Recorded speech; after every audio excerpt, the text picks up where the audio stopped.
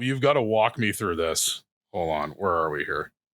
I don't know if we can show this on camera here because it'd probably be too tight. But there is this photo. Oh, Lord. I want to pass that down. Oh, what the hell is that? Oh my God. Never seen this. Dude, this is like Kissed by a Rose. That's still. What's up, everybody? Welcome to the Helmets Off podcast here on our Argo social platforms. We got Didi, we got Bonesy. Thank you so much for joining us. This episode, we've got big number 99, Ralph Holley. Didi, this guy was a model back in the day. Like, have you seen that Instagram? That's what I heard. I'm interested to see this picture that's out there. We talked to Ralph about that. We talked to Ralph about playing high school football, college football, and then coming here to Canada. And these guys, former athletes, start talking about special teams meetings and maybe not paying attention, maybe just writing something down just so that they know. Didi, elaborate, tell them what it was. I can't tell you. I'm going to let Ralph tell you. You guys got to listen. Ralph Holley up next on Helmets Off.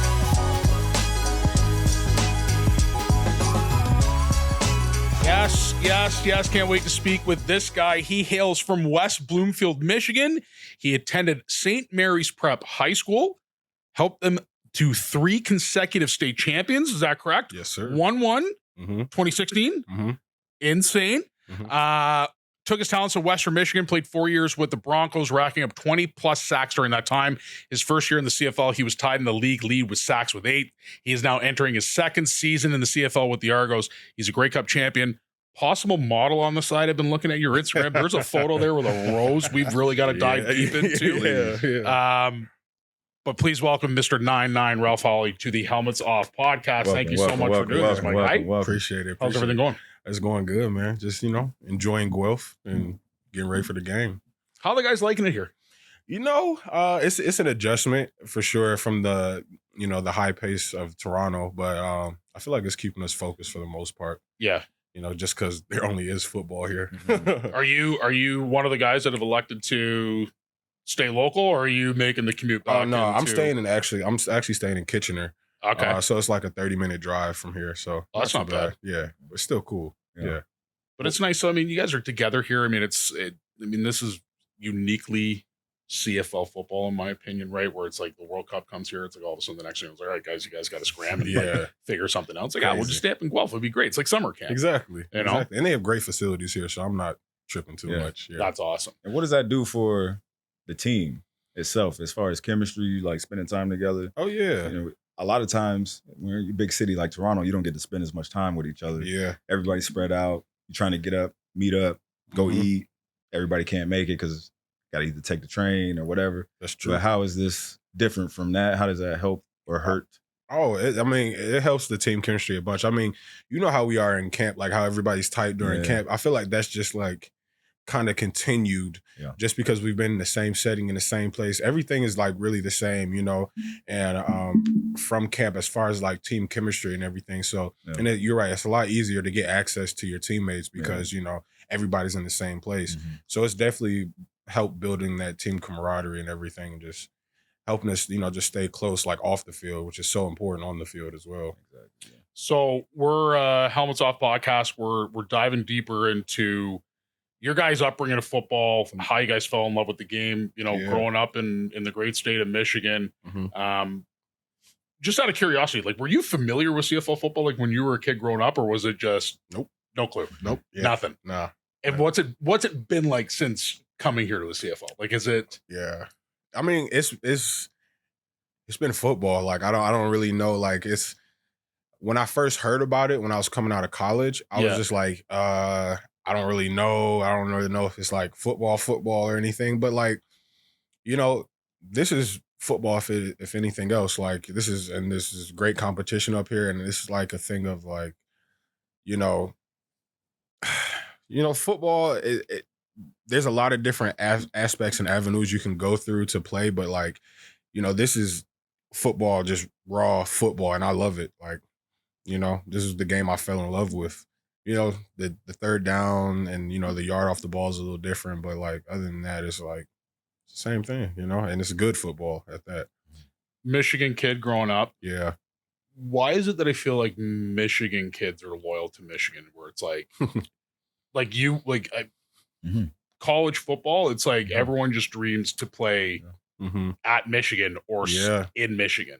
Yeah. Like, was that the case for you growing up? Like, was like, Oh, yeah. I'm staying here? Oh, yeah, 100%. I mean, my mom is a U of M alumni. Okay. My sister went to U of M. You know, I just didn't have a scholarship from there, but I was like, I'm gonna stay home. Like, Yeah. you know, they say the best athletes in Michigan stay in Michigan. So like, that's Why like, do you think that is? I don't know. It's just like you don't get that like really like nitty gritty up north football like really anywhere else in my opinion. Like, and it's different because you know people are from different places and everything, but I feel like Michigan football is just a little different. It's just a little more grit that we have up here in the mitten. So Talk to me about playing at Western Michigan and the life lessons growing up there and being a, you know, pivotal player on that team. Yeah, it's crazy, man. When I went in, it's funny, my senior year in high school, I was 315 pounds, right? What is it with like we just we've talked to Ryan Hunter. He said grade 9 he was 3+. Yeah. Yeah. Well, who you guys eating? We be eating. My mom was cooking for me. Hey, I was emptying out that fridge, man. Hey, like I hit a crazy growth spurt, man, because I used to play running back and linebacker. And then I hit a growth spurt and I was just like, and I played D line and O line too. But yeah, that's when I got all my scholarship offers and everything like that when I actually played D line. But one thing Western did, like when I first came in, I was like, I want to go somewhere I can play in my freshman year and everything. And they had just came off a really good year of going undefeated and going to the Cotton Bowl with PJ Fleck. And he's the one who he was my head coach at the time. But he ended up leaving on my official visit there, which was crazy. But I still stayed committed there and everything like that. And my D-line coach, Lou Esposito, who's the D-line coach for the Ravens now, he's the one who like really trusted me and took me in and like believed in my talents, you know. I had to drop down to like 280 though, but like I ended up playing my freshman year. I was a true freshman and I ended up doing really well there. And then my sophomore year was the year I had like 6 sacks, which was insane. And I just was kind of just basking in it all because, you know, going from being like a 19-year-old playing against, you know, 23-year-olds and everything like that is just, it's crazy. And, you know, one thing led to another and I found my niche of like what my game is, like how I play, like what type of defensive lineman I am. So I got to find out a lot about the type of football player I am at Western. What type of football player would you say that is? I would say I'm a very twitchy, like D tackle. Like I'm not your 6'5", 320 pound, you know, gap stuffer. I produce, you know, I'm a productive D tackle. And it's like I'm smaller, but like, I mean, that's made up for with my quick twitch, you know, my savviness. I pride myself on studying the game as well. Like I can't be like a quote unquote undersized D tackle and not know what my opponent is doing. So I pride myself on my study and just like, you know, my quick twitch and how fast I can recognize plays and everything. Yeah. You talk about studying, and I don't think people really understand the amount of work that you guys do off the field is insane. Like going home, studying playbooks, watching film. Like if you could ballpark it for people listening and people watching, how many hours do you think you're spent on field and how many hours do you think that you're spending watching, reading, learning? Man, like if you had to break it into a day, like give us a typical day of like what it would be. Okay. Film, practice, film, et cetera, meetings. What would that be? Okay, cool. So like I get to the facility probably around 6:37 and you start this is when the pre-practice prep happens. You know, you go to the weight room, you lift, you stretch, you do mobility, then you go to treatment. You go treatment, get like stim and stuff like that just to warm up the body. You know, you get massages, all that. Then you go like I have to do the cold tub every day, like hot and cold every day before practice, just to wake my nervous system up. And I do that. And then we have meetings. You have team meetings, special teams meetings. You know how them special teams meetings are. I want to hear about that afterwards. Okay. We got team meetings, special teams meetings, and then we have our position. And then Then we have offense and defensive meetings where we split up with our coordinators and we talk over the game plan for the week. And then we have our individual meetings with our position groups. And those are just the meetings like just before practice. And then we go out to practice. This is all happening like before 11 o'clock. Like this is a full day's work already. Yeah. And then we go out to practice. Practice usually goes till like maybe like 1:20, 1:30 sometimes or something like that. Yeah. And then after that, back in the cold tubs, back in the warm tubs, back getting a lift in. Or I try to get like 2 to 3 lifts in a week.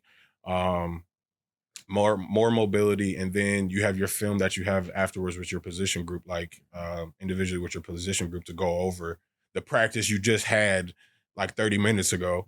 So now we're at like call it what 2 o'clock. Oh nah, we might like you gotta eat.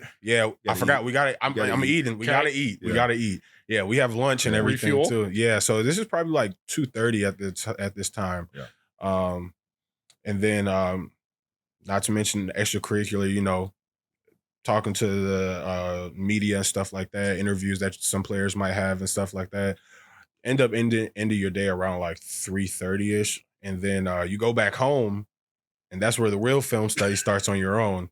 You study the notes you took in all the meetings with the coaches, and you apply it to your own film study, which is like sounds like high school. Oh, yeah, man. This sounds like university. It's like you're studying for like a test, dude. Yeah, man. And it's just like you studying for a test, and it's like you're trying to study the study guide that you made based off the the teacher's notes, basically. So yeah. So what time would you shut it down then? Like what time is this? Like I'm taking time for myself, whether I'm hopping on playing some video games, gonna watch a movie. Like what time is like Ralph's time? Like I would say around like from like 8 to 9. Like I like to that's when I like to do that. Like ease down, watch a TV show, play the game or something like that. I'm usually playing the game. Try to play the game every day to keep balance. I always pride myself on balance because I don't want to overwhelm myself. Okay. But I also want to just enjoy being an athlete as well. For sure. And just enjoy like some of my free time that I have during the season. But yeah, I shut it down around 8 to 9 and then call it a night. Like just knock out and wake up and do it again. And that's a defensive guy. And you're in the trenches too. Yeah. So like when you're watching film, you're keying on certain movements, understanding what gap you're supposed to be in, feeling it. And I'll say this, it's a lot more simpler than offensive playbook. Oh, 100%. We especially at the receiver position, and that's a long day. Yeah. So imagine like on the other side, as an offensive player, like one thing, our playbook is probably about 500 pages. Yeah. Mm-hmm. Defensive playbook is probably about 7 pages. Yeah. So sorry, 7 pages? Probably like 20. Probably like 20 pages. I might be exaggerating. Yeah. Just run as fast as you can. Just absolutely blow someone up. Yeah. So like a typical day for like a receiver, especially like in an offense like this one, where sometimes you got 2 play calls, you got one, you're studying your defender, whoever you're going to be going against most of the time, because you're motioning, you're moving, you're going against somebody else, so you got to study sometimes 2 or 3 people. You got to know checks, you got to know blitzes, you got to know calls from the O lineman, because sometimes you got to have an extra receiver come in and protect. Like those things, like don't get talked about enough. And from the outside looking in, you'll never know about it. I want to know about the special teams meetings. What's so funny and what makes them? You heard how long the day was before the special teams meeting. Okay. So is this something like uniquely CFL? Like is this or like? It's just in general. I think it's more like once you get there to special teams, this is after the team meeting. Mm-hmm. You've already done all this. You already had breakfast. You already worked out. You've already stretched. Did what you had to do. Now special teams come in there and.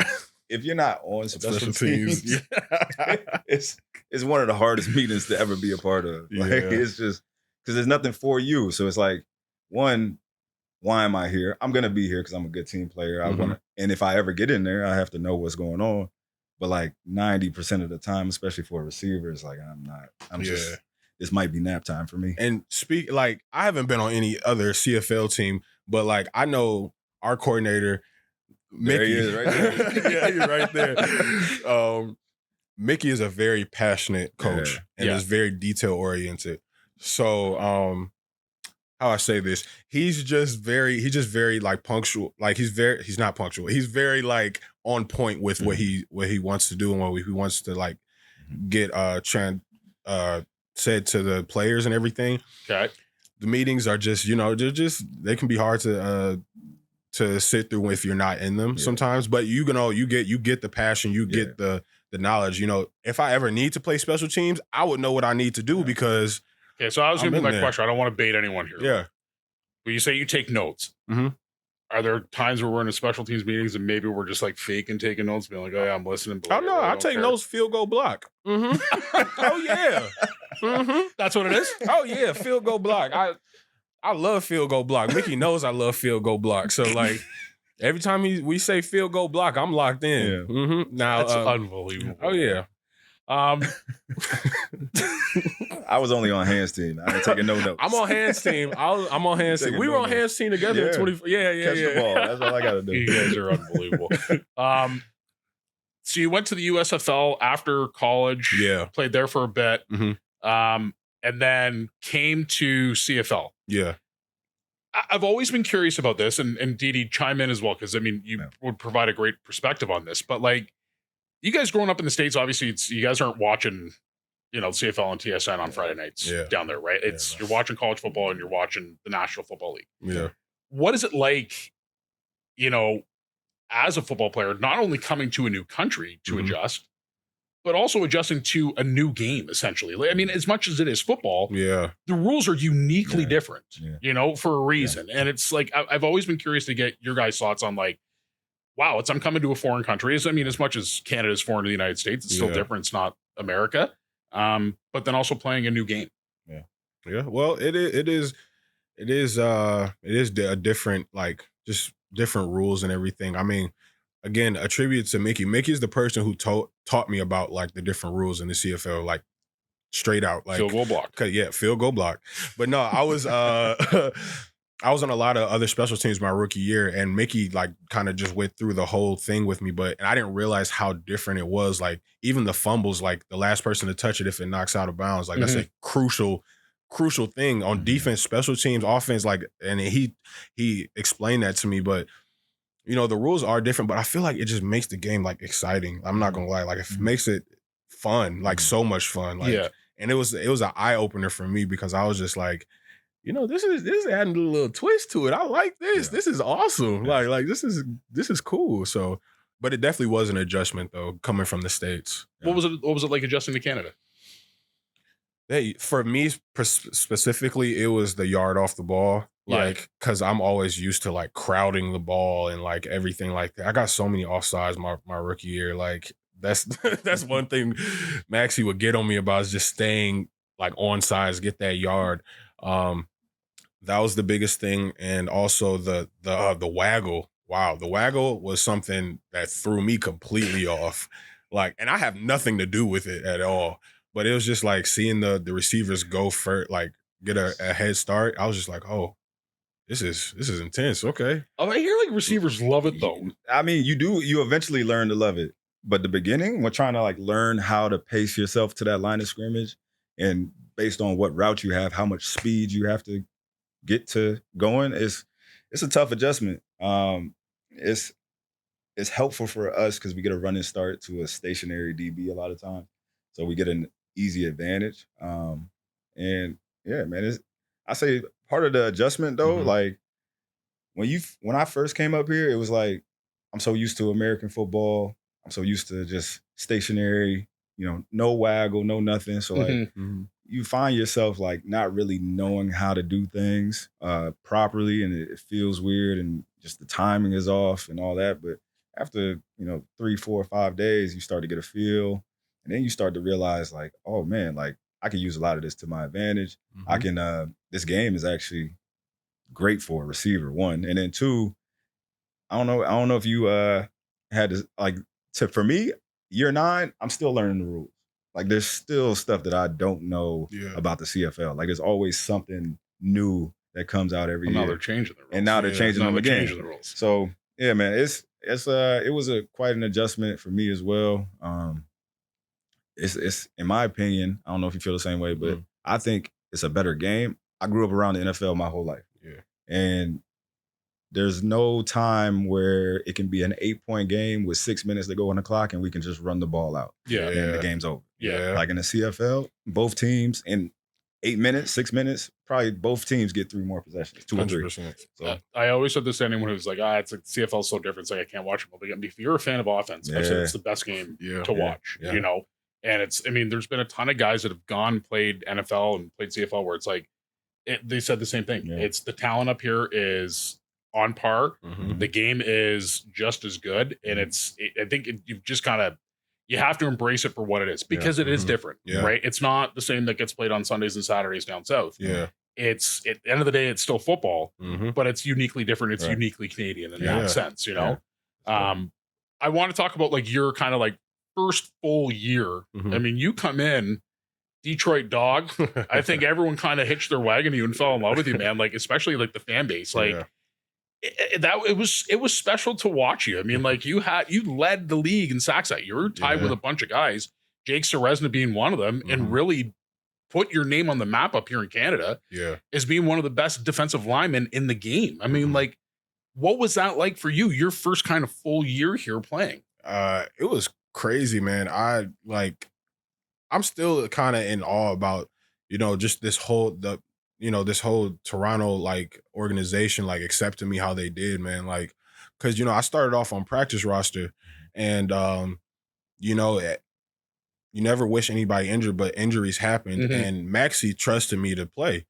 And my first game against Edmonton, I'll never forget it. I got a sack my first game, but they called it back because the DB got a flag, and I was so upset because I was like, this is how I get my spot and everything like that. And then I went down again, and then I came back up for another game.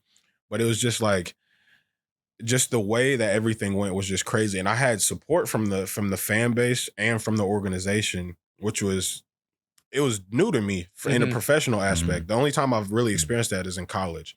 And in my professional career, this was the first time I actually had the support of not only the city, but the organization as well, which was it really gave me more confidence to just give my all out there, just to do me, So it was surreal. That whole year was very surreal for me, and I'm grateful that I was surrounded by so many good players and coaches.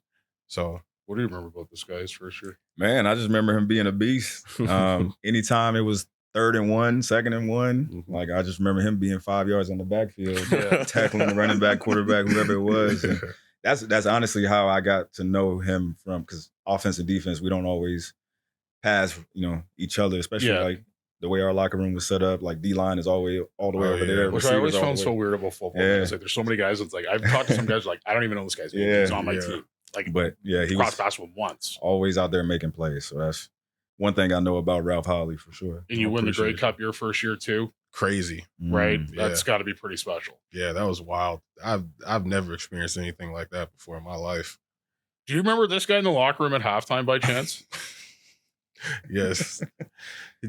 One thing I know about Didi is he gonna dance. He like, yeah. For sure. Can you elaborate on that for us, please? I mean, a lot of stuff happened. Honestly, to be completely honest with you, I don't remember a lot from when that whistle ended and the confetti came. Yeah. Kind of a blur. Yeah. But, it was just like, I couldn't really see much in the locker room either. To be honest with you. It was crazy. That's the thing about like the Grey Cup game, all games, but the Grey Cup game too is like, it's one game. So like you kind of go back into like that childhood mindset of like, this is the championship. Like I don't see anything. I'm just reacting to whatever comes and whatever happens at the end. Hopefully we got a W at the end.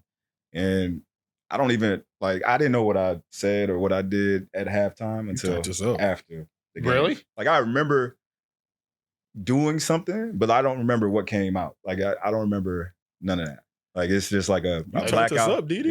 Yeah, we captured it, man. I remember you were in there yelling at not yelling at guys, but you were very animated about you do this for the guy beside you. It's you turned. That's the thing. A lot of times though, when I gave a speech, I didn't know what was actually going to come out. It's so obviously because I want to ask about this here. Like football and football movies, right? Mm-hmm. There's always that rah speech, whether it be like Any Given Sunday, you got Al Pacino talking about like, blowing his life away and not having it. You remember the Titans. Yeah. Is there any speech that like you guys have had, whether it be like high school football, college football, pros, that stand out to you where you're like, oh wow, this is it. I'm ready to go run through a wall. Or is it just kind of going one ear and out the other? No, it's been a number of speeches that have been good. Like, especially like when you're on a good team, and I've been fortunate enough to be on probably about 5 or 6 good teams. Like there's usually 7 now, buddy. True, 7 now. Yeah. But like usually on those teams, you have a guy who gets up there and talks, and he motivates the entire locker room. It is not always like a coach. It's not always. It doesn't have to always even be a player. It's just like one guy that just knows what to say, knows how to get you riled up. Yeah. That like everybody's on point, and it's hard to say which one is the best. Because I've had like people say simple things. Yeah. And it's just like, dang, you're right. Yeah. Like, I remember my high school coach, he was like, how did you feel in this moment? Like, he was talking about being extraordinary. And he was like, just bringing up all kind of different moments of like, you had like 30 points, you had like 20 rebounds, whatever. Like, you had a monster game, but like, you felt ordinary. You were doing ordinary things, but you were in that moment, everybody else is looking at you like you're extraordinary. He's like, just focus on being you. And that was all I ever had to hear. It's like, dang, I could really just go out there and just be me. Yeah. And like, good things will happen. Like that changed my life. That's true. Simple one. Yeah. Anything resonate for you at all? Like anything come to mind? I would have to say, like, and I remember this. This was our third state championship in high school. My head coach, George Port, he just gave us this. It was something along the lines of like how do you want to be remembered? Like, and because we were losing that game. We had won our last state championship on a Hail Mary that was caught in the end zone, and it was just crazy. And his speech was like, how you want to be remembered? Like, because we were playing pretty bad. He's like, do you want to be remembered for giving terrible effort and just letting the other team win, or do you want to be remembered for giving effort and pushing through and winning the game, or not even winning the game, just like making it a fight, showing that you didn't give up? Like, how do you want to be remembered on this field? Because we played at Ford Field in Detroit for the state championship. Oh, did you really? Yeah. And it was just like, this was like a record my school set as 3 consecutive back-to-back state championships for a school. It's never been done. And we were about to make history, and he was just telling us, like, do you want your name written in the history books, or do you want to be forgotten? So, and it was like a big thing, and that's what I remember from that. And, we went out and won that game in the last 7 seconds of the game. So, is that like one of the top highlights of your career thus far? 100%. Yeah. 100%. Michigan guy, Michigan high school. Ford Field. Like, that's got to be. That's the first time I ever cried during a football game. Come on, really? Yeah. Just like after the fact. I cried. Like, I actually had tears coming out my eyes, fell on my knees. I was playing O-line at the time, so I'm blocking, and you see that happen, and I stopped blocking because the ball was gone. And I see him. Are you an ugly crier, Ralph? Oh, I'm disgusting. It's terrible. Like, snot coming out my nose. Like, I'm just, we did it. Like, it's just crazy, man. Like, football, you have some of the best experience in football, man, and such emotional highs and lows, like in a split instance in football. And it's good to experience, good or bad, it's poetry. It's poetry, man. Right? Like, it is, honestly, it's the greatest game. Yeah. It is the greatest game. Yeah. We don't have you for too much longer, so I just kind of want to get a couple things in. Since you've come here, I feel like you've really kind of lended yourself to social media. We saw you were an actor. This Office Movers. Office Movers. Yeah. Like, walk us through. If we're handing out like awards, I can't give you an Oscar, but like, I thought you did great. Hey, man, it was awesome. Those guys, Trey, they're funny. They're funny, man. And it was crazy because when I got hit up about it, I was like, off of like the Netflix show, like they come into wealth. Like, I was like, okay, let's do it then. They gave me I had a little script I had to remember and everything, which was crazy. It was awesome, man. It was so dope. Were you nervous? Oh yeah, I was so nervous. My hands were sweating. Come on, really? Yeah, my hands were sweating. I had to catch a football. And they had to shoot it like 3 times, like not like 2 or 3 times because I dropped it, but it was dope, man. It was dope. No, really? Come on. I don't touch the football. I hit people with the football. It's just my gosh. That's funny. And then the last thing I want to bring up for you is you've got to walk me through this. Hold on, where are we here? I don't know if we can show this on camera here because it'd probably be too tight. But there is this photo. Oh Lord. I want to pass that down. Oh, what the hell is that? Oh my God, never seen this. Let me see. Dude, this is like Kissed by a Rose. That's still You got to archive this one. What? Walk me through this. What is this? So I was modeling, man. Like This looks like you're gonna be on The Bachelor. yeah, man. I was modeling for a clothing company called Vintage Flower Company, and it was for they were releasing like some jackets and shirts for their Valentine's. It was Valentine's Day. Yeah, and like I've modeled for a bunch of different companies, like beard companies, clothing companies. So you are a model. I haven't done it in a while, but like, I was. You can say it. Yeah, You're a model. Yeah. Mm-hmm. Are we? Is this something that we're still like we're? I want to, like, that's one thing that when we get back to the city that I'm gonna tap into is like just modeling, getting like, because I'm getting local Toronto brands, like nothing even, I don't even want to do anything big. I'd rather stay local in the city and get like Toronto brands represent, and I do like it when I get professional pictures, so it's a win-win for me. It's cool. Have you talked to Dakota at all? Like, I know, and we just had a conversation. He's a model, this guy. I know. We just had a conversation about it, and me and him got something cooking. Yeah. Okay, so if you're a Toronto company and you're looking for a model, Ralph, what are your socials? Let everyone know where they can find you. Oh yeah, my socials on Instagram is Ralph Holley _ my TikTok is Ralph Holley 8. Which is also blown up. There's actually some pretty funny stuff. Hey. You gotta go check out Ralph's TikTok. And my Twitter is just Ralph Holley. Oh, Holley Ralph. Yeah. Holley Ralph. Yeah. Ralph, we appreciate you, man, stopping by. Thanks for joining the Helmets Off podcast. It's always great to kind of pick your brain. I know you got the most like infectious smile in the entire world. Every time you come in a room, you light it up. You're awesome. Appreciate you. We appreciate you. Good luck this year. Keep plugging along and maybe get you that second Grey Cup ring. So let's do it, man. I appreciate y'all for having me. Thank you so much. Yeah.